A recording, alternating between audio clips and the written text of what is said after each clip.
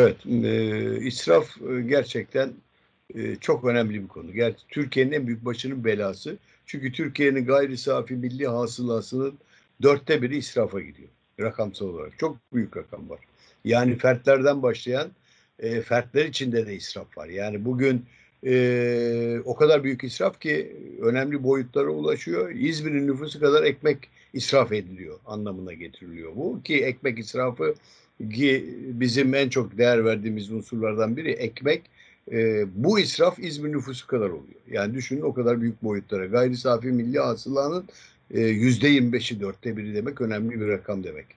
Yani sizin işte 700-800 milyar 1 trilyona yakın gayri safi 1 trilyon dolara yakın gayri safi milli hasılanın 250 milyon doları israfa gidiyor demektir. Bu korkunç rakam. Bu tabii her kesimde var. Fertlerde de var, bireylerde de var ve yukarıya doğru tırmandıkça kamuda da var. En büyük problem kamuda bence. Yıllardır kamu israfı tartışılır. 70'li yıllardan bu yana. Kamu harcamaları çünkü örtülü ödeneklerden tutun da diğer bütçe tasarrufuna ve bütçede ayrılan rakamlara kadar kamudaki rakamlar hep tartışılır. Yani iktidar kendi harcama limitlerini yüksek tutarak hizmet yapabilmek için bütçeleri arttırır, o bütçeleri kullanır yıl içinde de. Bunlar çoğu zaman eleştirilir. Çoğu zaman da o tarafta defans yapar. Yani biz bunları yapmak zorundayız der. İşte bir tanesi de son yayınlanan kararname. Yani kamu kurum kuruluşlarının harcamalarında tasarruf sağlanmalarına ilişkin Cumhurbaşkanlığı resmi gazetede bir tebliğ yayınlıyor. Alınan tedbirler büyük israfın aslında itirafı oluyor. Yani bu biz büyük bir şey yapıyoruz, israf yapıyoruz. Onu fark ettik. Bugün fark edilmesi hata bana göre. Zaman zaman ekonomik boyut programlarında eleştirdim ben bunu. Çünkü en büyük israf kamuda yapılır. Denetimsiz bıraktığınız anda kamu israfı engellenemezse başınızın derdidir. Dünya ülkelerine bakın. Gelişmiş ülkelerde kamu israfı konusunda çok ciddi tedbirler alınır. O tedbirler iyi denetlenir. Uymayanlar da ciddi şekilde cezalandırır. Yani gelişmiş ülke kategorisine baktığınız zaman gelişmiş ekonomiler dünyanın büyük ekonomisinden iki tanesinden biri Almanya, biri Amerika ise baktığın zaman Amerika Birleşik Devletleri'nde bir cumhurbaşkanının alacağı hediyeler de sınırlıdır, harcayacağı rakamlar da sınırlıdır, kullanacağı taşıtlar ve diğer şeyler de sınırlıdır. Örneğin Alman ekonomisine bakın, Almanya dünyanın en güçlü ekonomisidir. Avrupa Birliği'nin en büyük ülkesidir. Ama oradaki bir devlet başkanının, cumhurbaşkanının, başbakanının, eyalet başkanlarının harcayacağı rakamlar bellidir. Aşıldığı takdirde ciddi cezalara ve kamuoyu tepkisine neden olur. Şimdi buradan baktığımız zaman bizde olağanüstü israf var. Ve devlet bunu fark ediyor. 19-20 yıl sonra diyor ki biz kamuda israf yapıyoruz. Bunu engellememiz lazım. Sorduğunuz bir soruya geliyorum. Neden Cumhurbaşkanlığı ile İçişleri Bakanlığı bu israf genelgesinin dışında tutuldu? Sayın Cumhurbaşkanı'nın bir cümlesi var. İtibardan tasarruf olmaz diyor. Tamam, ben de katılıyorum. İtibardan tasarruf olmaz ama onun bir ölçüsü olması lazım. Yani orada Cumhurbaşkanı İdari İşler Başkanlığı uygulanacak tasarruf ve Türkiye Büyük Millet Meclisi Başkanlığı Genel Sekreterliği uygulanacak tasarruf tedbirlerinden muaf tutuluyorsa bunların bir sebebi var. Onun da açıklaması şöyle geliyor. Yani biz doğal afetlerde, salgın hastalıklarda ve orman yangınlarında acil olarak yapılması gereken müdahaleler, iç ve dış güvenlikle ilgili istihbarat hizmetlerinin gerektirdiği zorunlu harcamalarda bunları kapsam dışında tutacağız. Çünkü burada bürokratik işlemlerin azaltılması ve kamu kaynaklarının etkili ve ekonomik kullanılmasına ilişkin tedbirler alınmasının gerektiğini söylüyor. Evet, ben de katılıyorum, doğrudur. Ancak bunun da kontrollü bir şekilde denetlenmesi gerekiyor. Burada maalesef ki bir itiraf var. Yani biz kamuda israf yapıyoruz demektir. Rakam elinizde büyük bir rakamsa, hatırlıyorsunuz geçmiş dönemlerde de bilenler bilir. Yani birçok başbakanı dahi yardım nedeniyle kandırılan, israfı örtülü ödenekten ödenilen bir ülke konumundaydık biz. Yani bir yardım kampanyasında başbakanı dolandırdılar. Tansu Çiller'i. Herkes hatırlar onu. Bilirsiniz. Bir hapse girdi çıktı o arkadaş. Yani neticede israf kamuda büyük oranda gidiyor. Çünkü denetimsiz orası. Denetimli sayılıyor ama bence denetimsiz. Şimdi geliyor Cumhurbaşkanlığı diyor ki biz yeni israf tedbirleri aldık. Onlar neler? Onlara baktığınız zaman zaten şeyi geliyor, işin rengi çıkıyor ortaya. En büyük israf kamuda. Maalesef ki. Tek tek saydığımız zaman zaten görünecek onlar. Bunların engellenmesi için ciddi denetim yapılması lazım. Bu ülkenin en büyük sorunlardan bir tanesi denetimsizliktir, kontrolsüzlüktür ve bu kontrolü yönetememektir. En büyük problem budur. Onun dışında problem yok. Yani benim hep söylediğim bir şey var. Türkiye'nin yönetim sorunu yok aslında. Türkiye'nin ahlaki sorunu var. Ahlak 7'den 70'e bütün fertlerde yaygınlaşıyor ve bozuluyor. Bunu engellenmesi gerekiyor. Yani burada bir boyut, ahlaki boyuttur. Bu israfa kadar gidiyor. Yani Türk halkının harcamalarına dikkat edin. Bir bakın. Önemli ölçüde israfı görürsünüz. Kıyaslayın kendinizi. Dünya ülkelerine gidenler bilirler. Nasıl harcama yaptıklarını görürler. Zengin kesim harcar. Zengin kesimin parası vardır. Yani koluna 1 milyon dolarlık saat takabilir. O yüksek gelirli bir insan. Ama onları muaf tutuyoruz bu işten. Ama dönüyorsunuz, büyük oranda insanların yaşadığı bir toplumda, yani gelir eşitsizliği olan bir yerde israf da oluyorsa bir takım anlamsızlıklar ortaya çıkıyor. Nitekim kamuda da aşırı boyutta bu. Şimdi genelge şöyle: kamu bütçelerini aşan faaliyet genişlemesine gidilmeyecek. Bu çok önemli. Kamuda bütçeleri aşan faaliyet genişlemesi. Yani bir bütçe işte size 5 milyarlık bir bakanlık bütçe tanıyorsa aşılıyordu bu. Bu aşılmayacak diyor. Koydu maddeyi. Bunlar önemli maddeler. Yani bunların yerine başka şey gelir mi? Bakmak lazım onlara. Şimdi orada cezai maddeler de girdi. Tek tek sayacağım onları. İhalelerde alım konusuyla ilgili olmayan unsurları dahil etmeyeceksiniz diyor. Bakın bunlar hep yapılıyor. Yapılıyordu. Yapılıyor da halen de yapılıyor. Yani ihale açılıyor. Alım konusu nedir? İşte biz şu su bardağını alacağız. Su bardağını alırken yanına çatal da alacağız. Hayır değil, su bardağı alacaksınız diyor. Çatala başka ihale açacaksınız. Kontrol edecek diyor. En büyük olay, geliyorum. Hizmet binaları. Hizmet binalarına dahil yeni arazi alınmayacak. Kiralama yapılmayacak. İsrafın büyüğü belediyelerde. Hizmet binası yapacaklar. Yeni arazi alımı yapıyorlar. Spekülatif amaçlı büyük rakamlar çıkıyor ve kamuda israf başlıyor. İsrafsızlık, yani düzensizlik, kamuda harcama kontrolsüzlüğü başlıyor. Şimdi belediyenin girdiği bir yeri düşünün, arazi ihalesine. Bir anda haberler yayılıyor, ortaya çıkıyor. Oranın fiyatı 50 liraysa 300 liraya çıkıyor. Belediye 50 liradan alıyor. Belediye orada yapılanma yaparken hemen birileri giriyor. Oradan 50 liraya 100 liraya arsaları kapatıyorlar. Bir anda 300-400 liradan satıyorlar. Buyurun, kamudaki israf. Belediye de alım yaparken o yüksek fiyattan alım yapıyor maalesef ki. Şimdi geliyorum asıl soruna. En büyük sorun, Türkiye'deki en büyük harcamanın yapıldığı yer, lükse battığımız yer ve sıkıntı yaratılan yer. Yıllardır halkımız eleştirir, bizler de eleştiririz ama kimse buna tedbir almaz.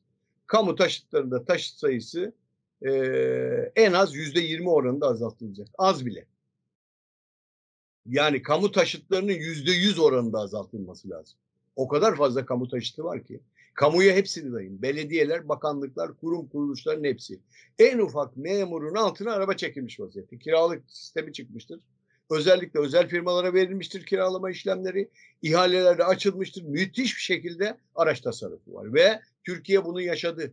Herkesin tepesinde bir çakar lambası, herkesin hakkını ihlal eden kamu yöneticileri görüyoruz bu ülkede. Maalesef ki. Herkes eleştiriyor. Bakın, tepede bir çakar lambasıyla kullanılmayacak olan şeritleri kullanan birçok insan. Onlar içimizdeki insanlar. Bunlar normal kul haklarımızı ihlal eden insanlar. Açık ve net söylüyorum. Yani ben bu konuda çok hassas bir insanım. Ya sana kim veriyor o yetkiyi? O çakarlı olma yetkisini kim veriyor? Herkesin tepesine bir çakar lambası. Devlet tedbir aldı. Bunları yasakladılar. Ama son günlerde gene bakıyorum, son 1-2 aydır, yani ben araç kullanıyorum. Gene bir çakarlı lamba, gene bir çakarlı araba, gene bir özel sivil plakalı bir çakarlı araba gene trafiği meşgul etti. Bunlar hep israftır bakın. Bunlar kamu araçlarıdır. Bunlar özel araçlar değildir. Çoğu kamu araçlarıdır. Şimdi geliyorum. %20 diyor. Makam araçlarına kısıtlama diyor. Bakın, en çok araçlara vurdular. Makam araçları o kadar fazla ki. Tedbirlerden bir tanesi. Belirli haller hariç hiçbir makama yabancı menşeli makam aracı tahsis edilmeyecek. Sevgili arkadaşım, ben bir kuruma gittim, belediye kurumuna. Birkaç sene evveldi. Otoparkına girdiğim zaman bilinen çok değerli bir markanın araçlarının şeyi zannettim orası. Park yeri zannettim. Yani orada herhalde dedim bu araçları orada kiralamışlar, buradan alıp satıyorlar falan. Sorduğumda bunlar buranın araçları dediler. Müthiş bir israf. Hem de yabancı markalı. Yani özellikle bunları özellikle koyuyorlar. Bakın bunları madde madde sayıyor bu genelgede. O kadar israf yapılmış ki demek ki bunlar sayılmak zorunda kaldı. Makam araçlarına kısıtlama derken belirli haller dışında makama yabancı menşeli araba alınacak. Şimdi maddeyi gene açık bırakmışlar. Belirli haller dışında demiş. Hiçbir hal dışında olmaması lazım.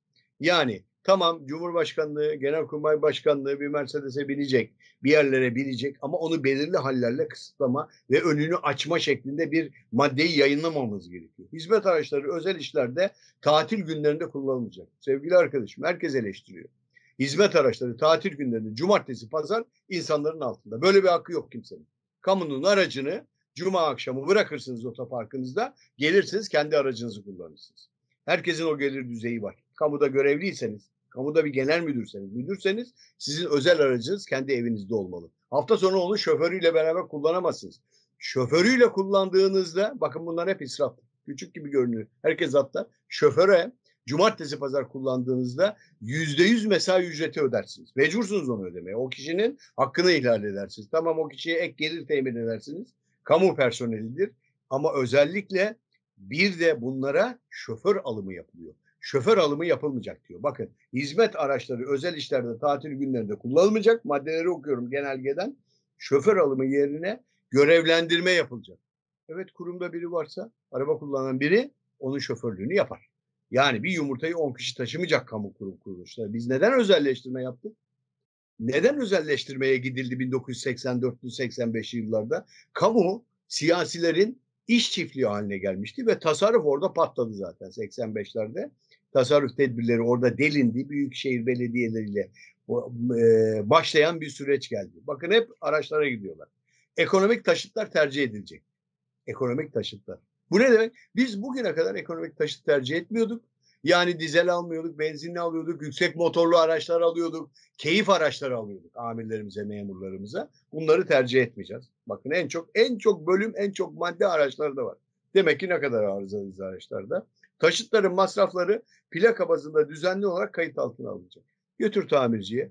Ver nasıl devlet ödüyor. Kes faturayı tamircide. Kes yüksek faturayı tamircide. Ben bunlar otosanayilerde şahit. Çok kötü. Yani milletin malını çalmaktan beter bu. Kamu yöneticileri yapıyor bunları. Hiç kusura bakmasınlar. Bunu yayınlayacaksınız. Çok net söylüyorum. Ben bunu görüyorum otosanayilerde.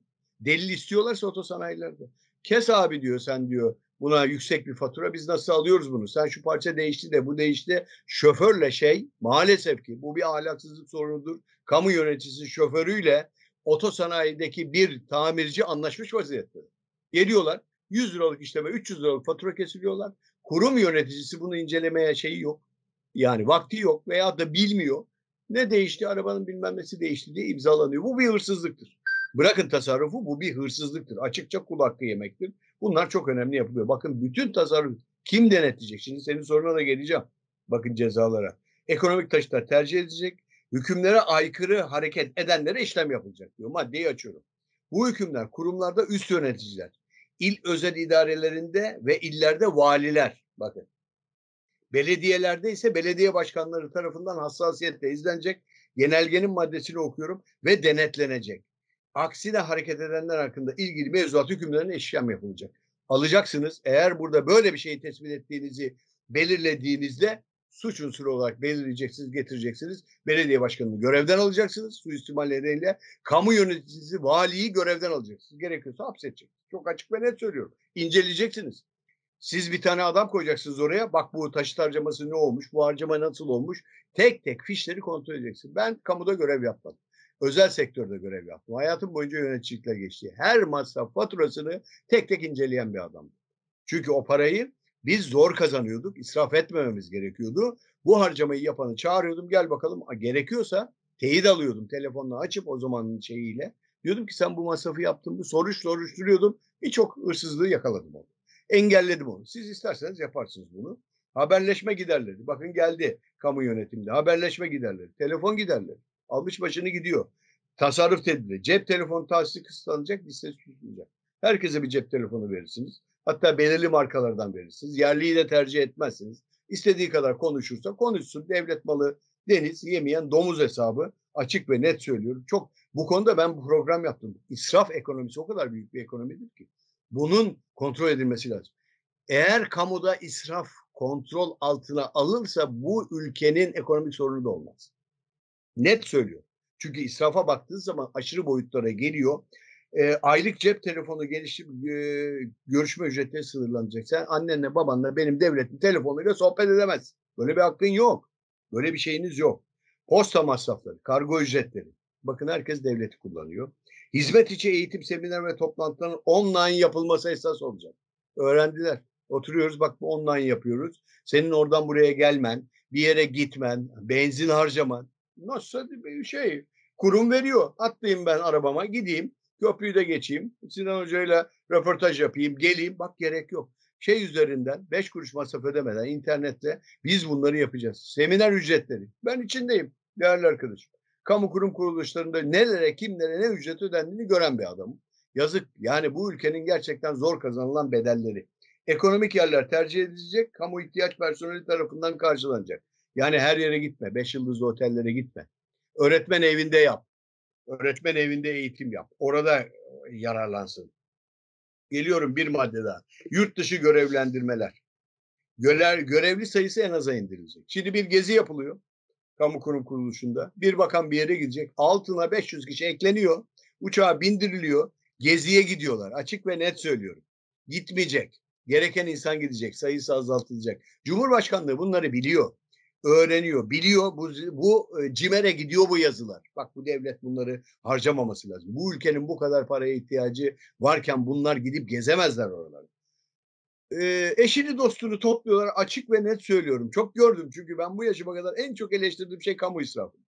Dikkat edeceksiniz. Çünkü 85 milyonun geliri ve kazancı vergilendirilip oralara gidiyor. Siz onları denetleyen, harcayan, yetkisi elinizde olan bir kişisiniz. Yurt dışı görenler en az seviyede tutulacak diyor. Kamu kurum kuruluşlarında bakın bir madde daha koydu. Oralara kadar gittiler. Günlük gazete alımı yapılmayacak. Sevgili arkadaşım. Kamu kurum kuruluşlarına gidiyorum. 50 tane gazete geliyor. Hiçbiri okunmuyor. Akşam oradaki görevliler evlerine götürüyor veya çöpe atılıyor gazeteler. Günlük gazeteler. Bunlar dünyanın parası. Günlük abonelikler bilmem neler. Bunlar lüzumsuz olarak kim verecek? Devletin parası. Faaliyet tanıtım dokümanları basılmayacak, elektronik ortamda paylaşacak. Çıkarmayın renkli fotokopiyle. Bilmem neleri çoğaltmayın. Kağıt kullanımı. Bakın bugün kağıt parası, ben kitap yazarıyım. Dünyanın parası oldu. Bir kitabı yazıp çıkaramıyoruz. Bize maliyetleri oldukça yüksek. Kağıt parasına kadar indiler kamuda. Bakın o vaziyete geldik. Yani öyle bir israf var ki bakın en büyüğü. Şimdi bu saydıklarımızın hepsi bireylerde de uygulandığı zaman zaten israf ekonomisi başlıyor. Temsil, tören, ağırlama ve tanıtım giderleri. Harca gitsin. Harca gitsin dediğiniz zaman işte bu rakamlar gelir. Atıl personel oluşmasına izin verilmeyecek. Bankamatik memurları. Bunlar kamuda israfı en çok başlatan olaylardır. Atıl personel. Yıllık izin süreleri ilgili yıl içerisinde kullanacak. Niye biliyor musunuz bu maddeye atıf yapıyor? Bakın gidin özel sektöre. Yıllık izini kullandırır. Niye biliyor musun? İzin parası ödeyecek çünkü. İzin parası ödememek için çık kardeşim izne der. Mecbursun izne çıkmaya der. Ya ben izne çıkmayayım, çalışayım. Bana izin parası ver. Yok öyle ya ama der. Sen git dinleneceksin. Dinlenmediğin zaman bana verim de veremez. Ben sana para vermem. İznini yıl içinde 30 gün mü, 30 iş günü mü kullan çık. Bakın getirdiler kamu yönetimine koydular. Yıllık izin süreleri. Ne oluyor biliyor musun kamuda? Bu izinleri kullanmıyorlar. Çıkıyorlar, biriktiriyorlar, biriktiriyorlar. Nasılsa kamudakiler çalışmıyor maalesef. Hele pandemi sürecinde yat kalk izinler, işte kamu izni, idari izin bilmem ne derken hiç gitmediler işe. Maalesef ki üretemedik, hiçbir şey yapamadık. Bir de izin kullanmasına gerek yok ki zaten evden geçti pandemi sürecince. Bunu madde olarak koyuyor. O kadar büyük paralar gidiyor ki ben bu rakamları bilemiyorum. İncelediğim zaman çıkar ortaya. Koruyucu ekipman için çek verilmeyecek. Bu ne biliyor musunuz? Bunu madde koymuş. Ya git kendine koruyucu bir ekipman al. Kask al bilmem ne alsa ben sana çek veriyorum. Öyle israf yapılmış ki. Ve bunların büyük bölümü de belediyelerde. Yanlış anlamayın. Kamunun diğer kesimlerinde de var. Belediyeler aşırı boyutta. Bugün belediyelerin hepsine gidin aşırı borç içinde yüzüyorlar. Maaşları ödemekte zorlanıyor. Hangi siyasi fraksiyona sahip olursa olsun hepsi borç. Hepsi berbat vaziyette. Çünkü kaynak elinde. Al emlak vergilerini istediğin gibi harca. Personelinde yüksek ücret ver. Oradan halk bir kuruşluk ekmeğe muhtaç olsun. Öyle şey olmaz. Yönetici kadroları dışında atama yapılmayacak. Bak atamalar var. Yapmayacaksın diyor. Yönetici kadrosu alacaksın acil ihtiyaç için. Su ve enerji giderlerinde tasarruf tedbirleri koydular. Bugün dünya susuzluktan kırılıyor. Yarın öbür gün dünyanın ne büyük kıtlığa ulaşacağını siz ve sizin çocuklarınız görecek. Bizim yaşımız kemale eriyor yavaş yavaş. Yaşımız gereği. İleri yaşta 50 yıllarda, önümüzdeki 50 yıllarda büyük bir su krizi, büyük bir iklim krizi, büyük bir buğday krizi, ekmek krizi ve gıda krizi çıkacak. Çok net. Çok şey konuşmuyor. Bilim adamları gibi konuşuyorum çünkü oradan alıyorum bilgiyi. Kuraklık getiriyor. Sudan ucuz kelimesini kullanmamak haline geldi. Sudan ucuz derdik ya, sudan ucuz değil. Su en pahalı şey haline gelecek ve bunu kamu kurum kuruluşlarında dikkat edin denecek. Yakın yerleşkelerde kurumlarda personel servisi birlikte ihale edilecek. Sevgili kardeşim, 2 tane personel için bir minibüs gönderiliyor. Oralardan kamu kurum kuruluşlarının personeli toplanıyor. Yazık bu ülkenin bu paralarına. Çok net görüyorum. Yani bu nedir, nereden geliyor diye soruyorum. İnanın içim acıyor. 2 kişi biniyor. O 2 kişi de gidene kadar uyuyor o servisin içinde. O servis geliyor. O akşam o 2 kişiyi getiriyor. Öbür taraftan bir servis daha kaldırılıyor. Bilmem neye gidiyor. Çok yazık. Yani bu ülkede bunları gördü. Ama 19 yıl sonra. 19 yıl sonra görülmemeliydi. Bugün bu iktidarda olan doğru yöneticiler iktidara geldikleri zaman en çok konuştukları şey kamu tasarrufuydu. Ama döndüler, kamu tasarrufunu bıraktılar. Buna hepsi dahil. Yani tamam, evet, itibarda tasarruf olmaz ama bu şekilde değil. Bakın bir madde daha görmüşler, koymuşlar onu. Kamu kurum kuruluşlarının yöneticileri uçarlar, uçuş yaparlar. Onlardan dolayı kurumların sağladığı hava yolları şirketlerinin sağladığı uçuş milleri vardır. Bu uçuş milleri çok uçuş yaptığınız için İçişleri Bakanlığı personelini düşünün siz. İçişleri Bakanlığı personeli binlerce kilometre yol yapıyorlar Sayın Bakan'la beraber. Bunların hepsinin milleri artıyor. Mil artışı geliyor bunlara. Bu mil artışlarını şahıslar kullanıyordu. Madde koydular tasarruf genelgesine. Diyor ki uçuş millerini şahıslar tarafından kullanması önerilecek. Demek ki bu uçuş milleri alınıyordu. Eşine, dostuna, kızına, çocuğuna, annesine, babasına kullanılıyordu bu uçuş milleri. Bu kadar basit herhalde bu iş. Meslek kuruluş ve dernek üyelerine danışmanlık hizmetlerine kısıtlama bir madde daha getirdiler. Meslek kuruluşlar üyeliklere girme oralara. Oralara para ödemeyin. Oralara kamudan para aktarılmasın. Ve bakın son maddeyi söylüyorum. Tüm yöneticiler tasarruf ilkelerinin uygulanmasından sorumlu olacak. Ha şimdi döneceğiz. Döneceğiz önümüzdeki dönemde şeye bakacağız.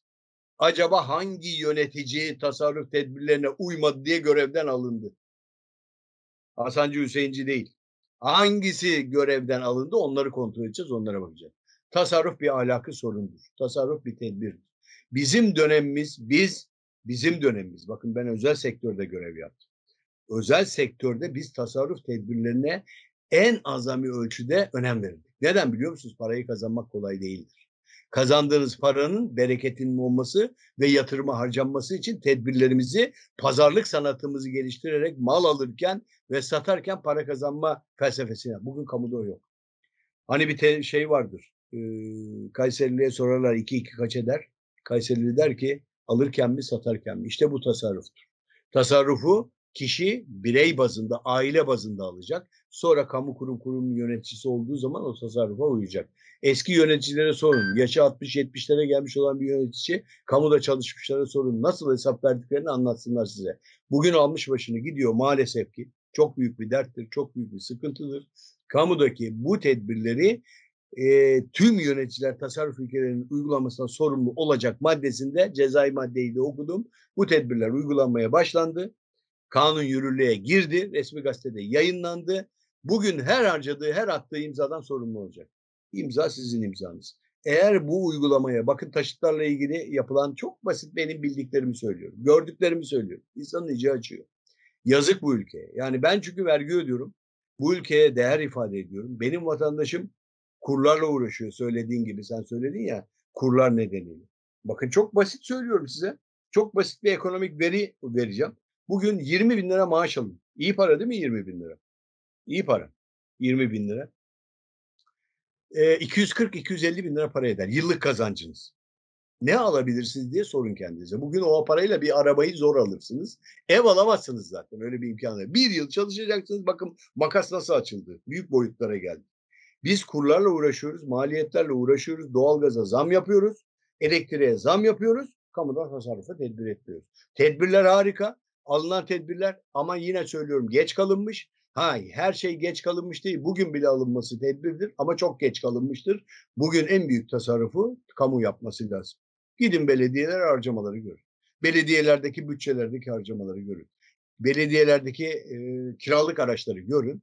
İstanbul Belediyesi bir ara çıktı kiralık araçlar falan dedi. Hizmet araçları dışındakileri söylüyorum. Hizmet aracı alınır. Hizmet aracı kiralanır. Bunların ekonomik verdiği. Gidin şirketlere. Herkesin altına araba çekmezler. Herkese araba vermezler. İlgili kişiye göreviyle hatta beraber kullandırırlar. Cumartesi pazar kullandırmazlar. Kilometre sınırlaması vardır. Benzin sınırlandırması vardır. Kamu devlet malı deniz yemeyen domuz olursa bugün bu tedbirlerden bahsedersiniz. Maalesef ki en önemli konu ve en ciddi konudur. Çok dikkatli takip edilmesi ama denetleyenlerin iyi denetlemesi gerektiğine inanıyorum. Çok önemli bir konu olduğunu söylüyorum. Hatta sürekli bunun gündeme getirilip yazılması gerekiyor. Bakın muhalefet yazıyor. Kamuda şu harcama yapıldı, bu harcama. Üniversiteler hepsinde lüzumsuz harcamalar var. Gereksiz harcamalar var. Gereksiz atamalar var. Gereksiz personel var. Ayıklandığı zaman devlet rahatlar, hafifler ve fazla ödemeyi kaldırırsınız. Bir şeye itiraz ediyorlar. Hizmet ortadan kalkar. Hayır, hizmet ortadan kalkmaz. Çok da güzel yönetilir. Gerekiyorsa çalışan kişilerle gideceksiniz. O zaman döneceksiniz 657 sayılı devlet memurları kanununu da gözden geçireceksiniz. Ona da bakmanız gerekiyor. Kıbrıs'ın bugüne kadar olan kendi parası yok.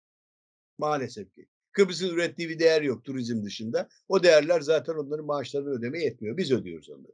Kıbrıs'a biz bakıyoruz. Türkiye bakıyor. Kıbrıslılar alınmasın bu söylediğime. Açık ve nettir bu. Türkiye bakıyor. Ben de aynı şeye geldim. Ben de aynı olaya geldim. Kıbrıs'ta bu külliyenin yapılması israf gibi görünüyor. Ancak altını incelediği zaman siyasi bir karar olduğunu görüyorsunuz. Yani Avrupa Birliği'ne ve buradaki gövde gösterisi yapılması gerektiğine inanıyorum ama çok masraflı yapılmaması gerekiyor. Bir külliye dediğiniz zaman tabii aklımız Beştepe'ye gidiyor. Yani oraya gidiyor öyle büyüklükte bir yer. Hayır o kadar büyük harcama yapılmadan oraya bir gövde gösterisi şeklinde siyasi bir karar olduğuna inanıyorum. Çok fazla eleştirmedim. Bir dik duruştur. Yani biz buradayız, biz devletiz anlamında yapılan bir yatırımdır. Onu ben normal karşıladım ama çok fazla masrafla yapılmaması gerektiğini de söylüyorum. Bugün çok harcama yapılmadan bir gövdeyi gösterecek şekilde bir yapı orada yapılabilir. Orada işte çok fazla harcama yapılmadan bunu göstermek gerekiyor dışarıya. Tabii ki görüyorsunuz bağırmaları, dışarıdan seslenmeler ve bağırmalar geliyor hemen itirazlar. Zaten orası siyasi bir karar olarak uygulanacak. Ben oraya yapılacak olan yatırımı Türkiye'nin geleceğiyle ilgili, enerjiyle ilgili, mavi vatanla ilgili olan bir çıkış olarak görüyorum. Kıbrıs bizim için önemlidir. Devlet olarak ortaya çıkması da önemlidir. İki devletli çözümün dışında adım atmıyoruz. Hatta bağırmaya başladılar farkındaysanız Avrupa Birliği. Bağırsınlar önemli değil. Bu konudaki dik duruşu benimsiyorum. Bu konuda yapılacak harcamaları da benimsiyorum ama çok fazla olmamak kaydıyla. Çünkü Kıbrıs'ın parası yok. Kıbrıs'ın parasını biz veriyoruz. Biz ödüyoruz buradan. Bütün masrafları biz karşılıyoruz maalesef.